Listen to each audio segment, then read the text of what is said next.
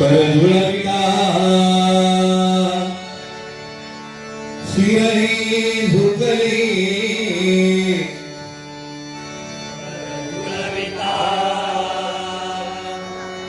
शिरही झुकले परधुळविता शिरही झुकले परधुळविता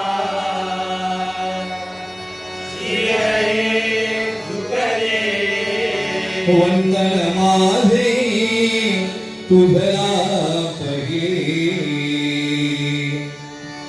वंदन माझे तुझला पहिले वंदन माझे तुझला पहिले वंदन माझे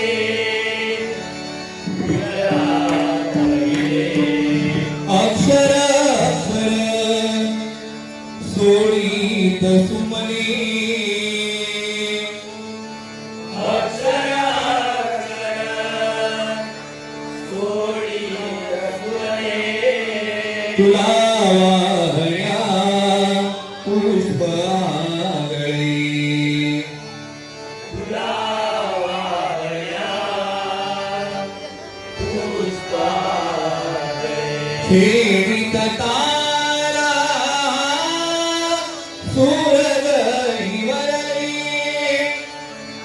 खेळीत तारा सुरगई वरले सप्तसुराई तुम्हा पूजिये सप्तसुरांनी तुम्हा पूजिले भावभक्तीचे दर्शन घडले भावभक्तीने दर्शन घडले तुझ्या चरणी मन हे रंगले तुझ्या चरणी मन हे रंगले तुझ्या चरणी मन हे रंगले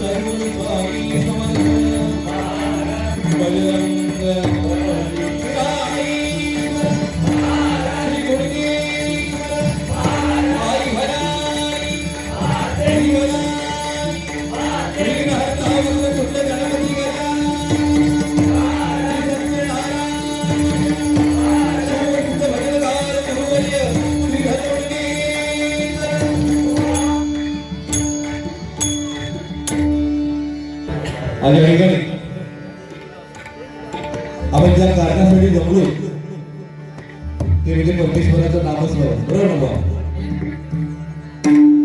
आज ही आमने सामने 2020 डबल वाले 2020 मध्ये बघा समोरासमोर बसून एकमेकाची उडी काढणे आणि माझ्यापेक्षा ह्यो कसं मोठो आणि ह्याच्यापेक्षा मी कसं मोठो या दाखवून देणार म्हणजे आजकाल जेव्हा 2020 आहे बघा आपल्या पंचारत्नांनी हे भजन जोपासलं, हे भजन वाढवलं आणि म्हणूनच बघा आमच्यासारखे भूमी बुवा या भजन क्षेत्रामध्ये आले कारण त्याने दिलेला हा वारसा आहे आणि या भजनाला कुठेही गालबोट न लावता चांगल्या प्रकारे बारी करणं ही आज खूप मोठी जबाबदारी आम्हा दोन्ही बुवांवरती आहे. पण कसं आजकाल मनोरंजन नाही तर दोन थांबत नाही ही वस्तुस्थिती आहे. पूर्वीच्या भजनामध्ये बघा 80% भजन असायचं आणि 20% एवढाच मनोरंजन असायचं. पण आजकाल मनोरंजन भरमसाठ झाला, जवळजवळ 80% आणि भजन मैत्री 20%वर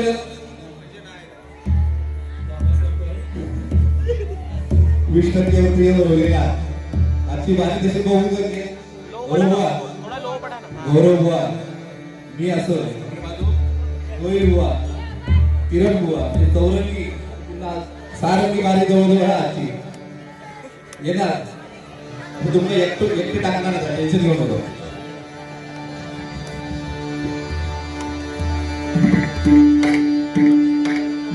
पण कसं आहे बघा मंडप जरी किती भव्य असला तरी त्याला झालर किती लावावी हे आपल्याला कळावं, बरोबर ना? आज बघा भजनामध्ये जर अतिरेक केला तर त्याची माती होत जास्त वेळ लागत नाही. पहिले बघा भजन व्यवस्थित चालायची. आज भजनामध्ये बघा कुठेतरी नियम आले आहेत. आजपर्यंत नियम हे क्रिकेट म्हणा खो खो कबड्डी याच्यासाठी नियम होते, पण आज बघा भजनासाठी नियम त्याला कारणीभूत कोण तर आपणच आहोत, बरोबर ना?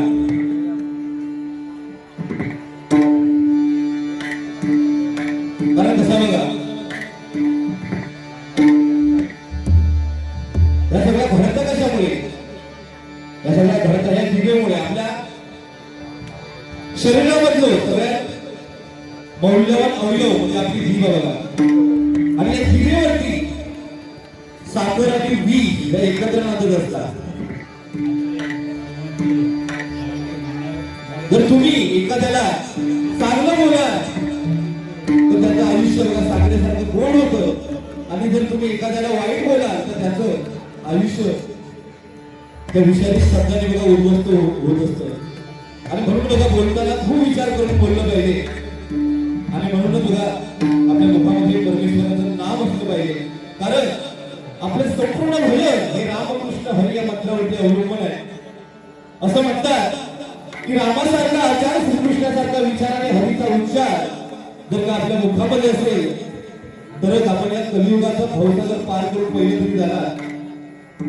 पण बघा आज रामासारखा आचार श्रीकृष्णासारखा विचार सध्या जमात असं वाटत नाही. कारण रामासारखा आचार काय तर आपण संकट काळामध्ये शांत राहणं, संयमी राहणं. बुवांच्या चेहऱ्यावरती बघितला तर कायम बघा शांत संयमी म्हणजे रामाचे आचार बुवांच्या अंगी असं शांत स्वभाव, संयमी स्वभाव, हसुर स्वभाव.